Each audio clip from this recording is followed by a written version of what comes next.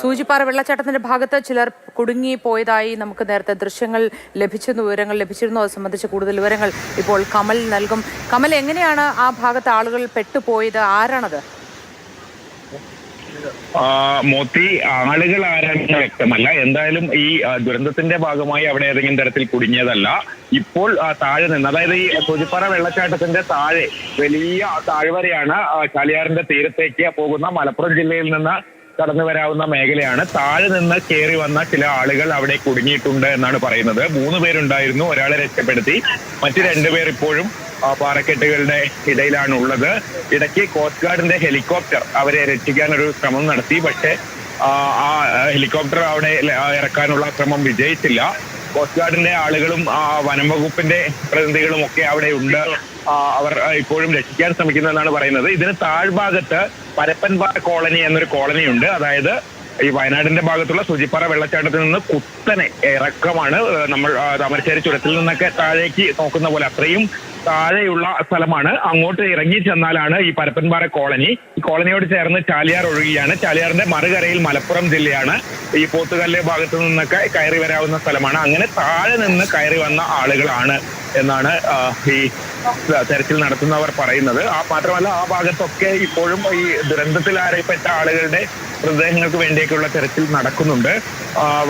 താഴെ മലപ്പുറം ജില്ലയിൽ നിന്നുള്ള തെരച്ചിൽ സംഘങ്ങളാണ് പ്രധാനമായും ആ പരപ്പൻപാറ ഭാഗത്തൊക്കെ ചാലിയാറിൽ തെരച്ചിൽ നടത്തുന്നുണ്ട്. പക്ഷെ ആ സംഘത്തിൽപ്പെട്ട ആളുകളല്ല, പൊതുജനങ്ങൾ, മറ്റ് ആളുകളാണ്. ഉദ്യോഗസ്ഥരോ ജീവനക്കാരോ അല്ലെങ്കിൽ തെരച്ചിൽ സംഘങ്ങളിൽപ്പെട്ട ആളുകളോ അല്ല, മറ്റാരോ ആണ് എന്നാണ് വനംവകുപ്പ് ജീവനക്കാരൊക്കെ പറയുന്നത്. എന്തായാലും ഇവിടെ നിന്ന് ഏതെങ്കിലും തരത്തിൽ ഈ ദുരന്തത്തിന്റെ ഭാഗമായി അവിടെ ഒറ്റപ്പെട്ടു പോയ ആളുകളല്ല, താഴെ നിന്ന് മല കയറി എത്തിയ 3 പേരാണെന്ന് പറയുന്നു.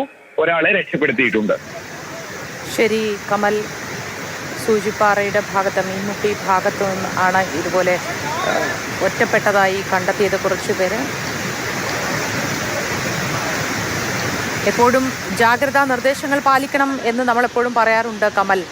അങ്ങനെ ജാഗ്രതാ നിർദ്ദേശങ്ങൾ പാലിച്ച് കൂടുതൽ സാഹസികതകളിലേക്ക് ഒന്നും ചെന്നുപെടരുത് എന്ന് നിരന്തരമായി എല്ലാവരും ഓർമ്മിപ്പിക്കുന്നതിനിടയിൽ ഇത്തരത്തിൽ ആരെങ്കിലും അതുവഴി കയറി വരാൻ ശ്രമിച്ചതാകുമോ? അങ്ങനെയെങ്കിൽ കഷ്ടം എന്നേ പറയുള്ളൂ. കാരണം നമ്മുടെ എല്ലാ ശ്രദ്ധയും ഇപ്പോൾ ഈ മുണ്ടക്കൈ ഭാഗത്ത്, ചൂരൽമല ഭാഗത്തൊക്കെ പെട്ടുകിടക്കുന്ന ആരെങ്കിലും ഇനിയുണ്ടോ എന്നതിൽ മാത്രമാണ്. ആ സമയത്താണ് ശ്രദ്ധ തിരിച്ചുവിടുന്നത് പോലെ ഇത്തരം ഒരു സംഭവം ഉണ്ടായിരിക്കുന്നത്, അല്ലേ? മോത്തി, ഇടുക്കി ആംഡ് പോലീസിലെ 2 ഉദ്യോഗസ്ഥരും രക്ഷാപ്രവർത്തകൻ രഞ്ജിത്ത് ഇസ്രായേലുമാണ് കുടുങ്ങിയവരെ രക്ഷിക്കാനായി താഴേക്ക് ഇറങ്ങിയതെന്ന് പറയുന്നു. അതായത് അപ്പോൾ മനസ്സിലാക്കേണ്ടത് ഈ സൂചിപ്പാറ വെള്ളച്ചാട്ടത്തിന്റെ താഴെയാണ്. ഞാൻ നേരത്തെ പറഞ്ഞതുപോലെ ഈ വെള്ളം ചാടി എത്തുന്നത് താഴെ വലിയ ഒക്കെയാണ്.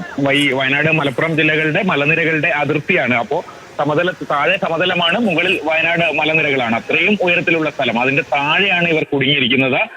അവിടേക്കാണ് ഇവർ ഇറങ്ങിയെന്ന് പറയുന്നത്. ഇവരെ എയർലിഫ്റ്റ് ചെയ്യുക എളുപ്പമല്ല എന്ന് പറയുന്നു. അവിടെ എത്തിയ വനംവകുപ്പ് ജീവനക്കാർക്കും അങ്ങോട്ട് പ്രദേശത്തേക്ക് എത്താനായിട്ടില്ല. അഥവാ ഇവരെ രക്ഷപ്പെടുത്താൻ സാധിച്ചാൽ കൊണ്ടുവരാനായി പോലീസ് സ്ഥലത്തേക്ക് എത്തിയിട്ടുണ്ട്. വടം കെട്ടി ഇവരെ മുകളിലേക്ക് എത്തിക്കാനാണ് ഇപ്പോൾ ശ്രമിച്ചുകൊണ്ടിരിക്കുന്നത്. മോത്തി, നിലവിലിപ്പോൾ എത്ര പേരാണ് അവിടെ കുടുങ്ങിയിരിക്കുന്നത്? 2 പേരാണെന്ന് കരുതുന്നു. മാത്രമല്ല, ഇത് ഏതൊക്കെ സംഘങ്ങളുടെ നേതൃത്വത്തിലാണ് ഇപ്പോഴും ഈ രക്ഷപ്പെടുത്താനുള്ള ശ്രമങ്ങൾ തുടരുന്നത്? നേരത്തെ സൂചിപ്പിച്ചവരൊക്കെ തന്നെയാണോ?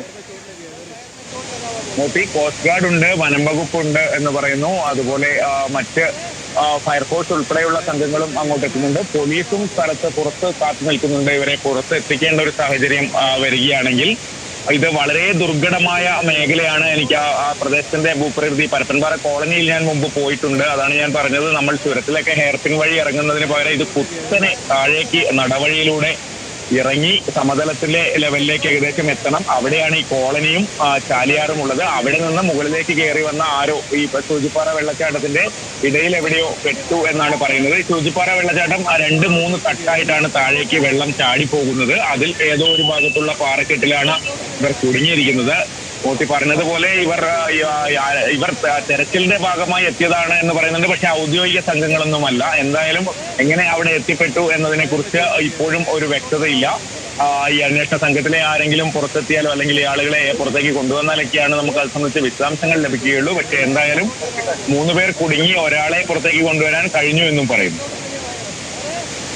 ഈ വെള്ളത്തിന്റെ ഒഴുക്ക് ശക്തമായതുകൊണ്ട് തന്നെ രക്ഷപ്പെടുത്താനുള്ള ശ്രമങ്ങൾ വളരെ വൈകുന്നതായി മനസ്സിലാക്കുന്നു. കാരണം അത്രയും കുത്തൊഴുക്കുള്ള പ്രദേശത്തേക്ക് ഇവർ എങ്ങനെയാണ് എത്തിയിട്ടുണ്ടാവുക എന്നതും ആശങ്കാജനകമാണ്. അങ്ങോട്ടേക്ക് എത്തിയവരെ ഇനി തിരിച്ചു കയറ്റണമല്ലോ. അത്രയും ബുദ്ധിമുട്ടേറിയ ഭാഗത്തേക്കാണ് അവർ ഇറങ്ങിയിരിക്കുന്നത്.